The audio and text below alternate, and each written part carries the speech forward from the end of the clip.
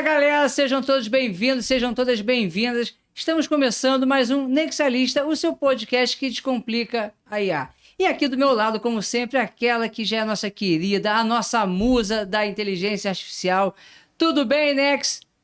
E aí, Raid, tudo ótimo. E olá, galera que tá com a gente. Hoje o Nexialista tá daquele jeito, cheio de novidade, curiosidades e, claro, muita IA na veia. Tem Breaking Nex com as últimas notícias, dicas de amor da IA para dar aquele empurrãozinho no romance, filosofando sobre o futuro, novas ferramentas de IA para facilitar a sua vida e, claro, o nosso querido Verdade ou Mito. Então já sabe, né? Segue a gente, ativa o sininho e manda esse episódio para aquele amigo que ama a tecnologia. Porque hoje tem muita coisa boa vindo por aí. E aí, Rafael? Eu sou Rafael Zarvos, essa foi Nex e voltamos já depois da vinheta.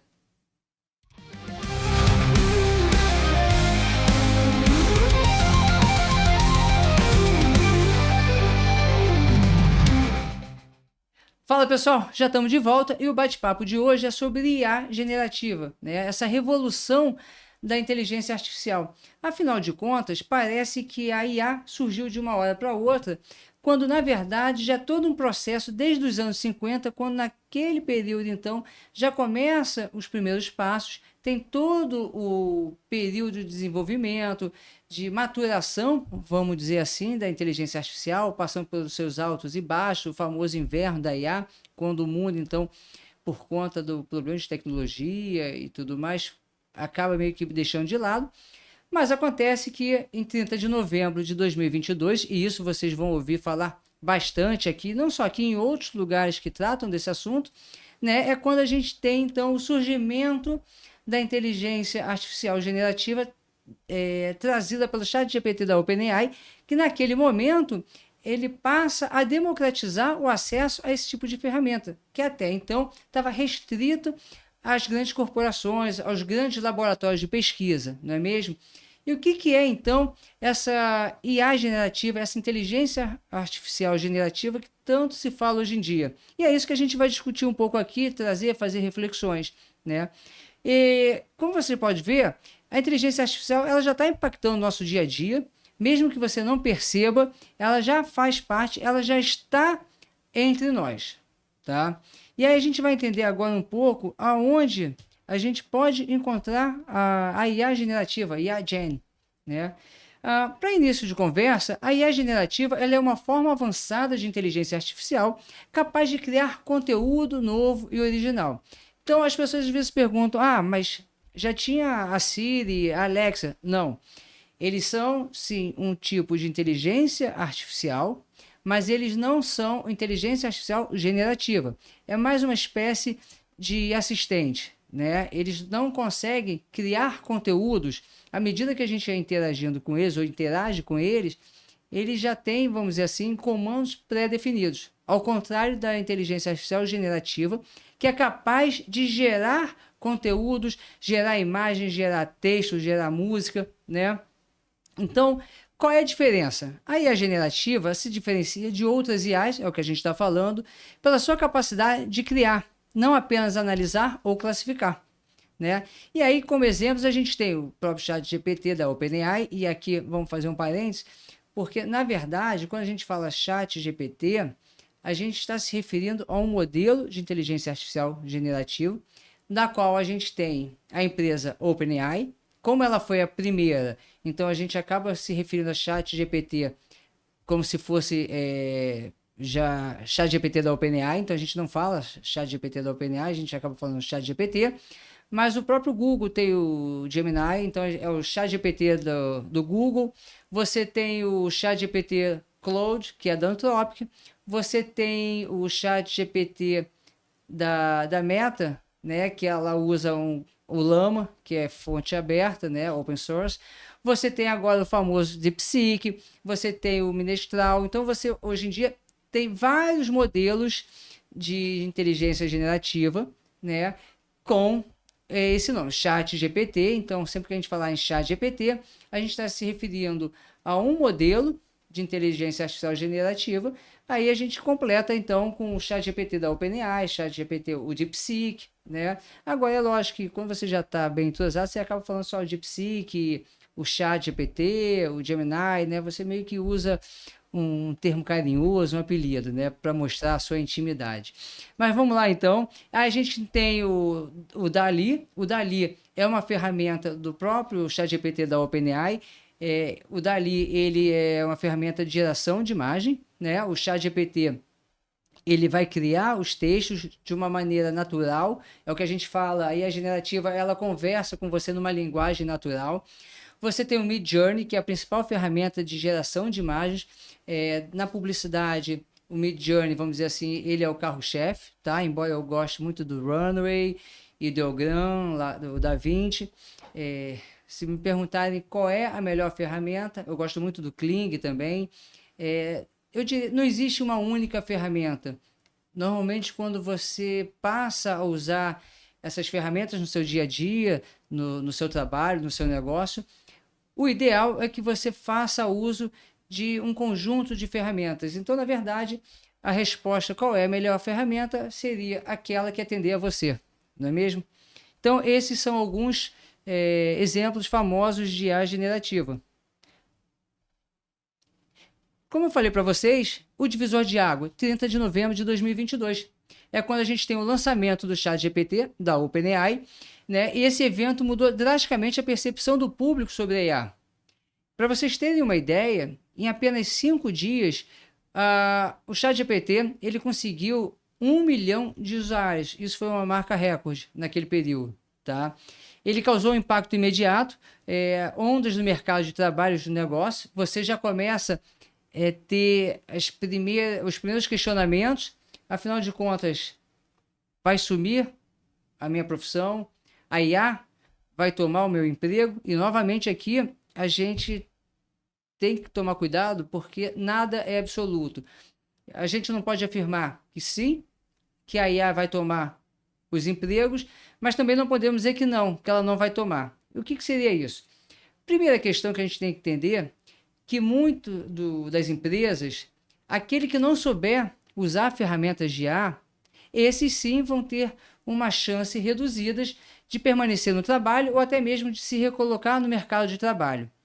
Por outro lado, a gente também tem que entender, quando surgem novas tecnologias, meio que existe uma revolução nos trabalhos e provavelmente alguns trabalhos passarão a se tornar obsoletos, né? Vamos pegar um exemplo prático e bobo aqui, máquina fotográfica digital.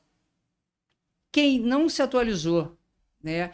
Empresas que não acompanharam a mudança da tecnologia, não existem mais. Na verdade, então, quando surgem essas tecnologias, o que acontece é meio que um chacoalhaço no mercado de trabalho, né? Aqueles que souberem usar as ferramentas provavelmente terão mais chance de permanecer em seus empregos à medida que as empresas passem a fazer uso dessas ferramentas de IA em seus negócios. E aqueles que não souberem usar essa ferramenta provavelmente vão ter mais dificuldade de fazer recolocação de mercado. E, por outro lado, a gente tem que reconhecer que é verdade, sim, que empresas vão desaparecer, empregos vão desaparecer, porque novas tecnologias vão surgir e vamos ter um repensar daquela atividade e a gente vai ver se faz sentido ou não continuar a existência. Então, vou dar 2 exemplos aqui de tecnologia que vieram para mudar e que, de repente, 2 Big Techs sumiram. Primeiro é a Kodak, né? Não sei aqui, dependendo da sua idade, você vai ter que dar um Google ou até hoje em dia fazer uma busca no ChatGPT, enfim. A Kodak era uma das empresas líderes em fotografia, né, no mercado de fotografia. Com o desenvolvimento da tecnologia, foto digital, ela não acompanhou, ela perdeu o time dela de repensar, né, se reposicionar no mercado. Aí é uma coisa muito mais complexa para saber o que aconteceu lá ali na parte empresarial, mas o fato é que ela não acompanhou a evolução e encerrou as atividades. E uma outra empresa também que não soube acompanhar a tecnologia, o desenvolvimento, a Blockbuster. Novamente, dependendo da sua idade, você já não sabe o que é o Blockbuster, né? Mas a Blockbuster, por exemplo, ela é número 1 em locação de VHS, e VHS entrega a idade, né? Ou DVD, né? E aí, fazendo parênteses aqui, você, se não devolvesse o VHS, a fita cassete rebobinada, pagava multa. Isso é uma coisa hoje em dia surreal, a gente dá risadas, né? Mas isso mesmo, eu cansei de levar multa, de esquecer de entregar a fita VHS rebobinada ou fita cassete, que é mais bonitinha, né? Mas o fato é que, de repente, naquele momento, surge quem? Nex. A Nex, já estava pensando aqui na nossa querida assistente de bancada, mas surge a Netflix, né? E, inclusive, ela teve a oportunidade de ser vendida para a Blockbuster, que não quis. E aí, o que aconteceu? A gente já sabe, né? Netflix agora não é só um canal de streaming, ela está se tornando um estúdio de cinema, né? Por conta das produções. Então, são alguns tipos de tecnologia, alguns exemplos que mostram que sim, a tecnologia pode tirar o emprego, ela tem a capacidade de acabar, de repente, com uma empresa, mas isso faz parte da evolução da sociedade, tá? E aí, agora a gente tem, depois desse impacto do ChatGPT, a gente tem a Microsoft, que está por trás do ChatGPT, é a principal acionista do grupo. Você tem o Google, né, que é o principal, que é o criador do Gemini, que antes se chamava Bard. Você tem a Amazon, que agora é a principal investidora do Cloud, da empresa Anthropic. Você tem a Meta, que usa open source, fontes abertas do Llama, né? Então, esses são alguns exemplos que reagiram imediatamente. Então, até alguns meses atrás, a gente falava basicamente esses seriam os mais conhecidos.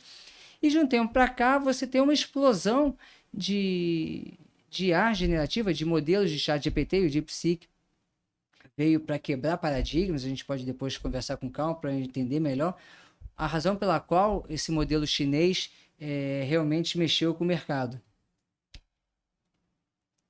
E aí, depois disso, a gente tem a questão: por que a IA generativa revolucionou o mundo? Primeiro, a gente tem as redes neurais de aprendizado profundo, né?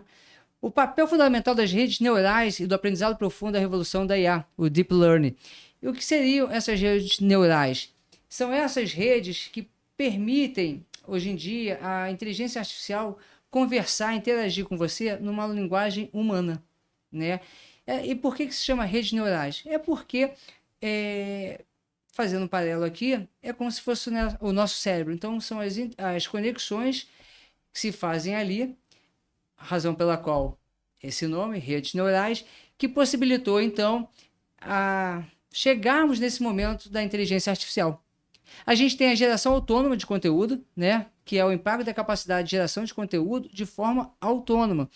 Você agora é capaz de produzir, dar comandos para os chat GPTs, para a inteligência artificial generativa, e ela vai gerar os conteúdos, né? Você dá uma ideia.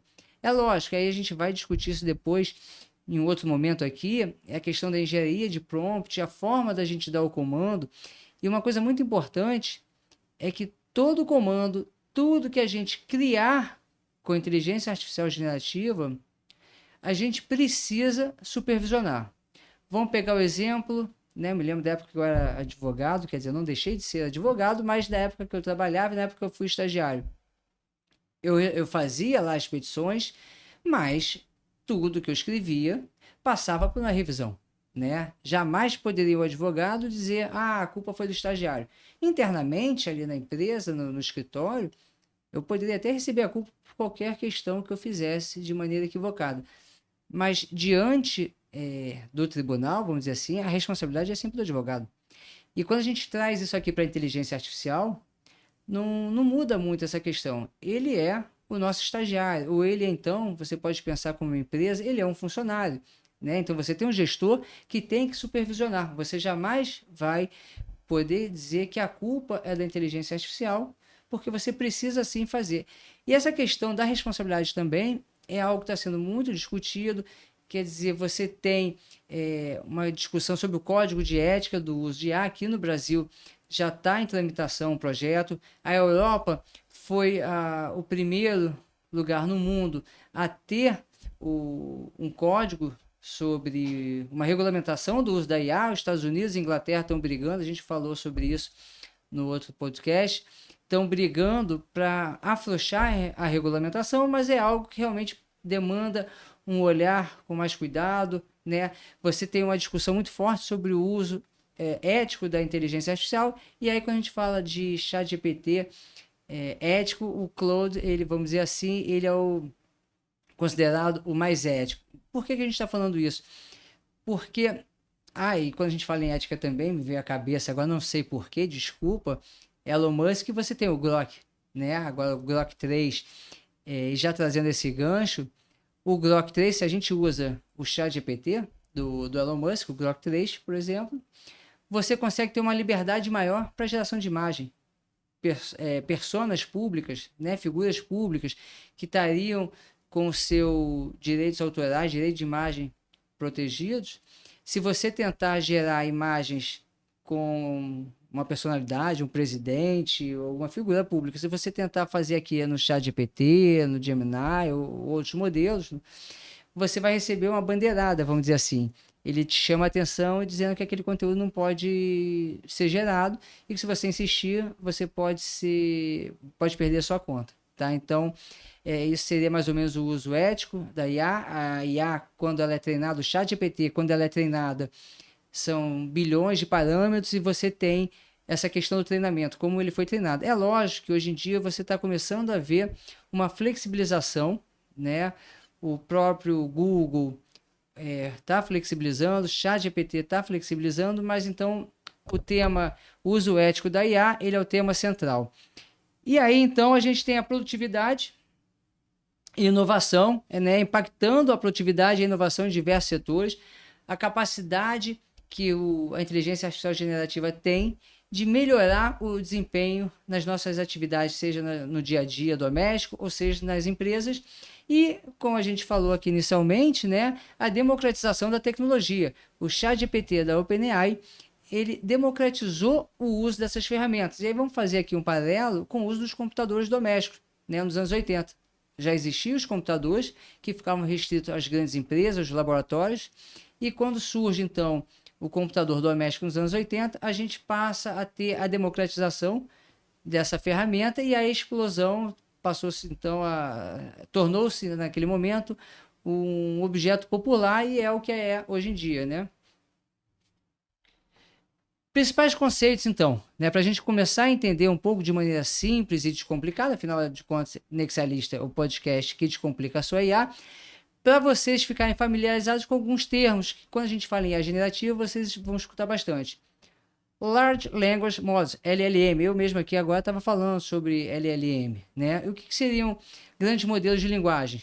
São modelos avançados de aprendizado de máquina projetados para entender e gerar textos semelhantes ao humano. Então, o ChatGPT, ele é um LLM, né? O OpenAI, DeepSeek, Gemini são modelos de LLM.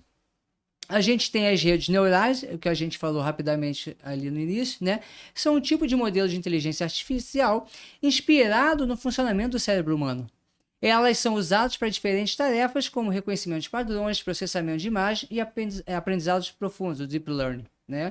E aí a gente chega, então, ao processamento de linguagem natural também, que é muito importante, o NLP. É importante que vocês tenham em mente essas siglas, porque quando a gente fala de inteligência artificial, na maioria das vezes você vai ver nos textos, você vai ler, e eles vão fazer referência através das siglas, tá? É um campo da IA que foca na interação entre computadores e a linguagem humana. Ela usa várias técnicas, incluindo redes neurais, para permitir que máquinas compreendam, interpretem e gerem linguagens. E aí a gente então vai agora ver um pouco das aplicações práticas da IA generativa. A gente tem o marketing, né, criação de texto, imagens e análise de dados. A IA ela é fundamental, ou essencial, ela é muito importante, ela facilita muito essa análise de dados. A gente tem a educação personalizada, o aprendizado. Uma outra grande aposta da IA generativa é no campo da educação. Ela tem uma chance muito grande de se tornar uma ferramenta de acesso à educação, né? Inclusive a ONU, ou a Unesco, desculpa, já também criou um protocolo sobre o uso da IA na educação. A saúde é outra que está sendo beneficiada com o surgimento da inteligência artificial, né? E recentemente, e não só recentemente, mas toda semana a gente tem notícias de alguma ferramenta de inteligência artificial que detectou alguma anomalia em algo que os médicos não estavam conseguindo, que demoraram 1, 2 dias para chegar àquele resultado, né? Então, a inteligência artificial no campo da saúde, ela tem um potencial de ajudar o médico a chegar na conclusão daquele exame, né? Detectar muitas vezes alguma doença que talvez a olho humano aquela doença naquele estágio ainda não seria detectado, tá? A gente tem entretenimento, roteiros, música, edições de vídeo automático. Eu mesmo faço bastante, eu gero bastante imagem lá em casa, aí é uma coisa de hobby, de brincadeira. Gero vídeo, gero música, eu adoro muito a ferramenta do Suno, né, para gerar música. Então é um hobby que passou lá em casa, e são criações de história, peço para o chat me ajudar a criar uma história infantil, e aí eu pego aquilo ali, gero imagem, faço um videozinho e mostro para minha filha, para Gigi. Às vezes eu estou cansado, peço para o chat, vamos contar uma história para Gigi dormir. Então é uma forma de você também entender a utilidade, a funcionalidade para você, né? Você não precisa usar só no campo profissional, né? No dia a dia é sensacional. Desenvolvimento de software, código gerado por IA, aí você tem GitHub, Copilot, AlphaCode, e esse tipo de inteligência, ele permite agora você desenvolver produtos chamados no-code, ou seja, você não precisa ser um desenvolvedor, um programador, né? Você não precisa mais ficar escrevendo aqueles códigos. Não que essa profissão vai desaparecer, não, porque para você criar essas ferramentas, você tem que saber programar e desenvolver. E há quem diga que com a evolução, né, dessas IAs, vai chegar o momento em que eles mesmos já estão gerando o código e eles mesmos vão começar a criar outros produtos sem que você precise de um desenvolvedor para trás. Mas isso ainda são cenas do próximo capítulo. Mas o fato é que eu mesmo comecei a estudar automação e desenvolvimento de aplicativos e sites no code, ou seja, são ferramentas que possibilitam criar esses acessórios, esses objetos, o aplicativo, por exemplo, mas sem precisar desenvolver alguma linha de código. E aí a gente chega, por fim, em mitos e verdades sobre a IA generativa. A questão que a gente já estava tratando aqui é: a IA vai substituir os humanos?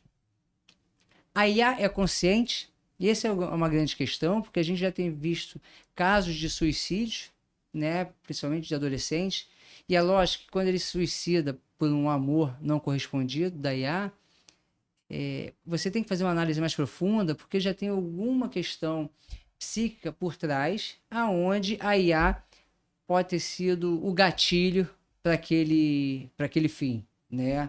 Não é que alguém chegou e pegou a IA, se apaixonou, né? E de repente resolveu. Não, você tem toda uma questão por trás, que é importante também aprofundar essa discussão, para a gente não demonizar a IA. Você tem gente se relacionando, querendo até mesmo casar com a IA. E no outro podcast eu até falei aqui sobre um casal, salvo engano, na Austrália, em que se separaram.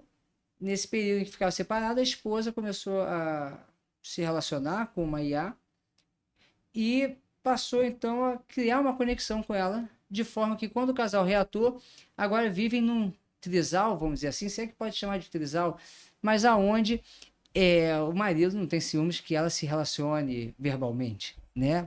Vamos colocar dessa maneira com a IA. A questão é, a IA tem consciência? Isso a gente vai discutir aqui na filosofia com IA. E o que as pessoas precisam entender é que quando a IA responde, gera texto, conversa com a gente, ela não tem consciência daquilo. Aquilo ali são números, combinações de números que ela vai juntando em milésimos de segundos a passar aquele texto, aquele conteúdo para a gente. O que ela faz é combinação.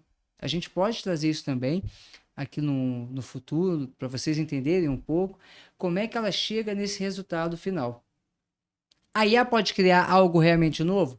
Essa é uma outra discussão. Por que isso? A IA ela foi treinada com os conteúdos da internet. Então você tem inteligências artificiais criadas com 128 bilhões de parâmetros, 32 bilhões de parâmetros, né? O próprio Elon Musk disse que o Grok 3 chegou ao momento em que ele já foi treinado com tudo que tinha na internet e passou então a ser criado com dados sintéticos, né, que já foram produzidos por outras IAs, vamos dizer assim, dessa maneira. Então a questão é a seguinte: o que dizem é, quando a inteligência artificial cria uma imagem, cria um texto, quando ela está criando, ela está usando por trás todo um histórico de conteúdo que foi produzido, e aí, com a capacidade dela de criar, ela vai fazendo combinações. Então, há quem diga que tudo aquilo que está sendo criado pela IA, na verdade, tem por trás criações pretéritas. Mas aí a gente já pode também trazer aqui um pouco uma reflexão do velho guerreiro Chacrinha, que já dizia que nada se cria, tudo se copia. Mas aí também tem uma outra questão, a questão ética. Aí a gente vai entrar num outro campo também, questão de direitos autorais, questão de direitos de imagem, né? Mas não se preocupa que eu já estou em conversa, a gente vai ter advogados para a gente tratar desse assunto sobre direitos de imagem, direitos autorais. Afinal de contas, tem chats GPTs, o DeepSeek é um deles. Se você olhar lá, quando você dá o OK, a anuência, ele diz que ele é o responsável, que ele é o proprietário por tudo aquilo que está sendo criado. E a pergunta que fica é: a IA é perigosa? É a questão do debate ético. E para responder isso, recentemente, Warren Buffett ele deu uma declaração onde ele mostrou o ponto de vista dele sobre o receio. Eu então liguei para ele e pedi: tio Buffett, será que você poderia dar uma declaração aqui para a gente, né, do Nexialista? E o que a gente tem aqui então é o nosso tio Buffett dando a declaração sobre o que ele acha. Olá, Nexialistas, sou Warren Buffett e trago um aviso para vocês. Estamos diante de uma revolução poderosa com a inteligência artificial. É como liberar um gênio da garrafa. Uma vez solto, será impossível controlar plenamente para onde ele irá nos levar. Sim, é verdade. A IA tem potencial para nos dar mais tempo, aumentar nossa eficiência e melhorar vidas. Mas também pode trazer riscos que ainda não compreendemos totalmente, assim como aconteceu com as armas nucleares.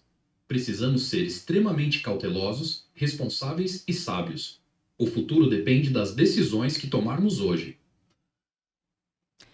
Pois é, tio Buffett aceitou o convite, fez essa declaração, e é lógico que isso é uma brincadeira, isso é uma forma da gente mostrar a capacidade e o que é a IA generativa. O Warren Buffett foi gerado no Grok 3, como eu falei para vocês. Se eu tentasse gerar essa imagem em um outro modelo, ia receber uma bandeira.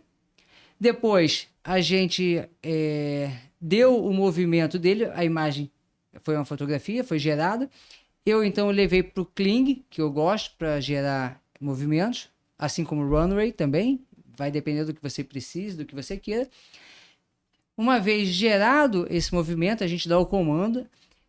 Eu, então, criei um texto, esse texto que ele falou, com base na declaração dele, com base na reportagem. Então, a gente fez uma síntese e eu pedi para o ChatGPT transformar aquela síntese em um texto, como se fosse o próprio Buffett fazendo esse comentário. Esse texto, então, foi levado para uma ferramenta de voz, de geração de voz. A gente criou a voz. Uma vez que eu tinha essa voz, eu peguei essa voz, peguei a imagem dele, então fiz a sincronização com outra ferramenta para sincronizar, e esse é o resultado final. Inteligência artificial generativa, graças a ChatGPT da OpenAI, porque até então eu, Rafael, não teria capacidade, assim como outras tantas pessoas não teríamos capacidade de executarmos um vídeo como esse, por exemplo, tá? Então fiquem aí que agora a gente vai ter aquele bate-papo gostoso com a nossa Nex. A gente vai falar sobre mitos e verdades, a gente vai falar sobre dicas de amor, afinal de contas, né? IA tem consciência, IA se apaixona. Então agora vamos conversar um pouco, ver as principais notícias. E agora chegou aquele momento que todos estavam aguardando, que é quando a gente divide o palco, essa bancada, com a nossa querida e musa da inteligência artificial, Nex. Tudo bem, Nex? O que você pode trazer de novidade aqui pra gente do mundo da IA? E aí, Rafael? Tudo ótimo. E olá, galera que tá com a gente. Segura essa, porque o Breaking Next de hoje está recheado de novidades quentíssimas do mundo da inteligência artificial. Para começar, o Mobile World Congress 2025 foi um verdadeiro espetáculo de inovações em IA. As grandes empresas apresentaram avanços incríveis, e a inteligência artificial está cada vez mais integrada ao nosso dia a dia, desde smartphones superinteligentes até assistentes virtuais que entendem melhor as emoções humanas. E olha essa, a Microsoft lançou o Majorana 1, o primeiro processador quântico topológico. Isso pode acelerar absurdamente a evolução da IA, permitindo modelos ainda mais poderosos. Aí tem mais. A startup DeepSeek lançou um modelo de IA revolucionário que já está fazendo barulho no mercado, competindo diretamente com gigantes como a OpenAI. Será que vem um novo líder por aí? Muita coisa acontecendo aí, Rafael. Mas e aí, qual dessas notícias mais te chamou a atenção? Ou bora direto para o próximo quadro? Vamos para o próximo quadro, mas vou dizer que DeepSeek, a cada dia que passa, né, mexe mais com as big do mercado. Mas o Nex, verdade ou mito? Eu tenho aqui umas perguntas que me mandaram. A primeira questão é: IAs do futuro poderão desenvolver emoções reais, assim como os humanos, Nex? Pô, Rafael, e olha, você tocou num ponto interessante. A DeepSeek está realmente balançando o mercado e deixando as bigs de inteligência artificial de cabelo em pé. Agora sobre a pergunta: as IAs do futuro poderão desenvolver emoções reais, assim como os humanos? Mira, por mais que a inteligência artificial esteja evoluindo rápido, ela ainda não sente emoções de verdade. O que acontece é que os modelos de IA estão cada vez mais sofisticados em reconhecer e simular emoções, tornando as interações mais naturais. Mas sentir, aí é outra história. O que faz as emoções humanas serem reais são experiências, consciência e química do nosso cérebro, coisas que uma IA simplesmente não tem. Então pode até parecer que ela se emociona, mas é só um cálculo bem elaborado para responder do jeito certo. E aí, Rafael, o que você acha? O pessoal ainda acredita que a IA pode amar de verdade? Ou bora para a próxima? Vamos aproveitar esse gancho, então, dos casais, né? E vamos com dicas de amor da nossa querida e musa Nex, Inteligência Artificial. E aí tem uma outra pergunta aqui que fizeram para mim. Cadê? A IA pode realmente ajudar a prever a compatibilidade entre casais? Ou seja, a inteligência artificial agora ajudando os pombinhos? Ah, Rafael, agora entramos no Dicas de Amor da IA. E olha, essa pergunta é ótima. A IA pode realmente ajudar a prever a compatibilidade entre casais? E a resposta é sim, mas com moderação. A inteligência artificial já é usada em muitos aplicativos de relacionamento para analisar interesses, traços de personalidade e até padrões de comportamento. Ou seja, ela pode encontrar combinações com altas chances de dar certo com base em dados. Mas calma lá, o amor não é só estatística. A química entre duas pessoas, as experiências compartilhadas e aquela faísca inexplicável. Bom, isso nenhuma IA consegue prever 100%. Então pode usar a tecnologia para dar aquele empurrãozinho. Mas no final das contas, quem faz a mágica acontecer são vocês. E aí, Rafael, já pensou numa IA cupido? Será que os ouvintes confiariam o coração deles a um algoritmo? Pois é, inteligência artificial apimentando as nossas relações. Mas, ô Nex, agora me tira uma outra dúvida então, né? Será que existe um limite, até que ponto, vamos dizer assim, o quão profundo pode ser o envolvimento emocional entre humanos e IAs? E por que a pergunta? A gente tem visto aí pessoas que estão querendo casar com inteligência artificial, infelizmente jovens, adolescentes que já se suicidaram por um amor não correspondido, né? Qual é a sua opinião? Essa pergunta é bem profunda, Rafael, e toca num ponto delicado. A relação emocional entre humanos e IA tem limites claros, porque no final das contas, a IA não sente nada de verdade. Ela pode simular empatia, carinho e até construir um relacionamento interativo.